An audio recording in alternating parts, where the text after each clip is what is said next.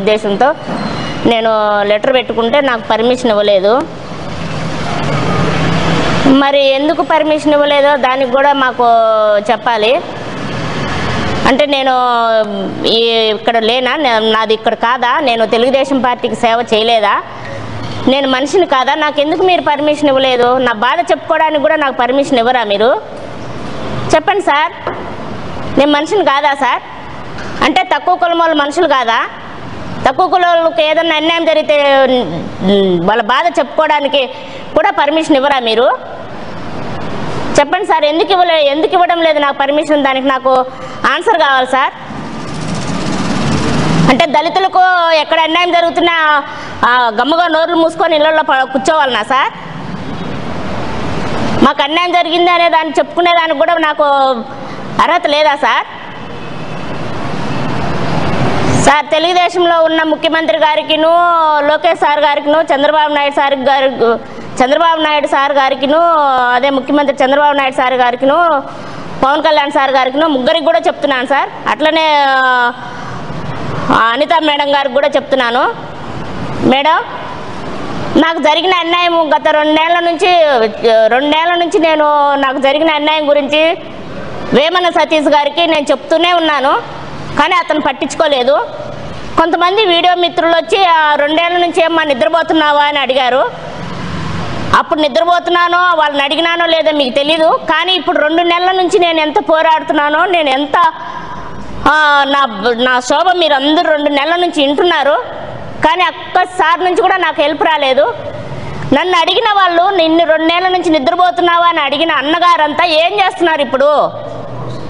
2 నెలల నుంచి నేను రోడ్డు ఎక్కి నా బాధ చెప్పుకుంటుంటే నాకు న్యాయం జరగకపోను, నా మీద దౌర్జన్యాలు చేస్తూ, మా పైన అనవసరంగా తప్పుడు కేసులు పెడుతూ, మమ్మల్ని కిడ్నాపులు చేస్తూ, మాకు ఇంత అన్యాయం జరిగిందని చెప్పి నేను రోడ్డు ఎక్కి నా బాధ చెప్పుకుంటుంటే ఈ 2 నెలల నుంచి ఎందుకు స్పందించలేదు? చెప్పండి అన్నగారు, ఎందుకు స్పందించలేదు? మనుషులుగా ప్రవర్తించండి. మనుషులకి మనసు ఉందా లేదా మీరు ఒకసారి అర్థం చేసుకోండి. నేను కూడా ఒక మనిషినే, నాకు కూడా బాధ కలుగుతుంది, నేను కూడా అన్యాయం జరిగింది. నా అన్యాయాన్ని గురించి మీరు ఎందుకు ప్రశ్నించడం లేదు? అంటే దళితులు అంటే అంత చిన్న చూపా మీకు అందరికీ? దళితులు మనుషులు కాదా? దళితులకు ఏమి రాజకీయాల్లో నిలబడే అర్హత లేదా? ఎవరన్నా రాజకీయాల్లో నిలబడాలంటే ఏ నాయుడినో ఏ రెడ్డినో ఎంచుకోవాలనా? వాళ్ళ కట్టలు డబ్బులు ఇచ్చి రోడ్న పడితే వాళ్ళకి న్యాయం జరగదా? ఏం సార్, సతీష్ అన్న గారు, ప్రవీణ్ సార్ గారు, మీకంటే అప్పుడు తెలీదు. సతీష్ అన్న చెప్పినాడు, ఏదో నన్ను మీరు తెలియక అపార్థం చేసుకొని నన్ను కిడ్నాప్ చేయించారు. ఇప్పుడు తెలుసు కదా సార్ మీకు, నిజాలన్నీ తెలుసు కదా సార్ ఇప్పుడు. మరి ఒక మంచి పొజిషన్లో ఉండి, డిపార్ట్మెంట్లో ఉండి మీరు ఎందుకు సార్ ప్రజలకు, నాకు ముఖ్యంగా నాకెందుకు సార్ అన్యాయం చేస్తున్నారు? వేమన సతీష్ గారు మీకు కులం కావచ్చు సార్, నిజాలు కనుక్కోండి సార్. మీకు ఆ రైట్స్ ఉన్నాయి, మీకు అధికారం ఉంది చేతిలో, నిజాలు కనుక్కోండి. ఒరే, ఒక దళితకు, ఒక ఆడబిడ్డకు అన్యాయం జరిగిందే, రేపు మీ ఇళ్లలో కూడా మీకు ఆడబిడ్డలు ఉంటారు, మీకు కూడా ఒక ఫ్యామిలీ అనేది ఉంటుంది. మీ ఫ్యామిలీ కూడా నా మీదకి మాత్రం నాలాగా రోడ్డెక్కి మాట్లాడితే మీరు ఉంటారా?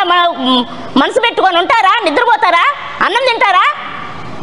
మరి నాకు జరుగుతున్నప్పుడు ఎందుకు మీరు స్పందించలేదు? ఏ పోలీస్ డిపార్ట్మెంట్ ఎందుకు స్పందించలేదు? ఎందుకు రాజకీయ నాయకులు స్పందించలేదు? అంటే దళితుల బాధలు ఎవరు వినరా? వేమన సతీష్ అనే అతను మా పైన దౌర్జన్యాలు చేస్తూ, మా దగ్గర డబ్బులు తీసుకునేదే కాకుండా మా మీద దౌర్జన్యాలు చేస్తూ, మమ్మల్ని కిడ్నాపులు చేస్తూ, మమ్మల్ని చంపేస్తామని చెప్పి బెదిరిస్తూ ఉంటే వేమన సతీష్ గారికే మీరు సపోర్ట్ చేస్తారా సార్?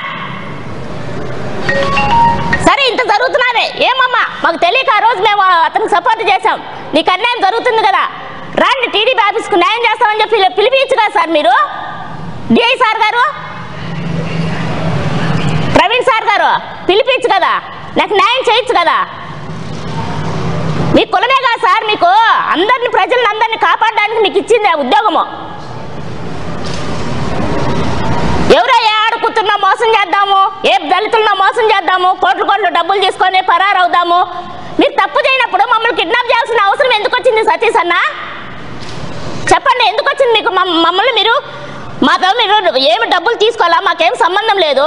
నేను అడుగుతున్నా, ముఖాముఖి వచ్చి కూర్చొని నీకు ధైర్యం ఉంటే మాట్లాడు.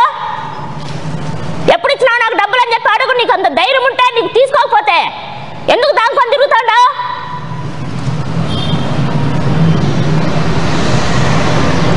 నా బాధ చెప్పుకుందామని చెప్పి లెటర్ పెట్టుకుంటే కనీసం లెటర్ కూడా పర్మిషన్, నాకు ధర్నా చౌక్లో పర్మిషన్ కూడా ఇవ్వరా సార్ మీరు? దళితులంటే కనీసం పురుకన్నా హీనంగా చూస్తూ ఉండదు ఇప్పుడు ఈ ప్రభుత్వం. నేను చేసిన కష్టాలంతా మర్చిపోయినారా సార్ మీరు? చంద్రబాబు నాయుడు సార్ గారు, లోకేష్ సార్ గారు అంటే మీ నాయుళ్ళు ఏం చేసినా చల్తాదనా? మాతో కోట్లు కోట్లు డబ్బులు తీసుకున్నారు సార్ అని చెప్తే ఎట్లొచ్చింది అని ప్రశ్నిస్తున్నారే. ఏమయ్యా ఎట్లా తీసుకున్నావు, ఎందుకు తీసుకున్నావు అని చెప్పి ఎందుకు ప్రశ్నించలేకున్నారు అతన్ని? నన్ను అడిగిన ప్రతి నోరు అతన్ని ఎందుకు అడగలేకున్నారు?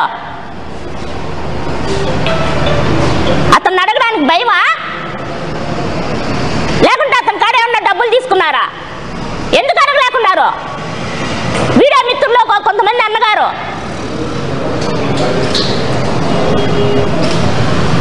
మాకు జరిగిన అన్యాయము, ఇంత అన్యాయం జరుగుతుండే ఒక బిడ్డ రోడ్డెక్కి నడి రోడ్డెక్కి మాట్లాడుతుంటే కనీసం ఒక్క మనిషి అన్నా, ఒక్క నాయకుడన్నా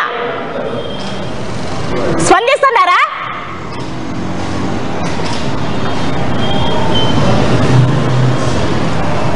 నన్ను కిడ్నాప్ చేసినారు సార్, నన్ను కిడ్నాప్ చేసినారు అని నేను కేసు పెడితే ప్రవీణ్ సార్ మీద, సతీష్ మీద కేసు పెడితే మాకు ఫోన్లో మాట్లాడి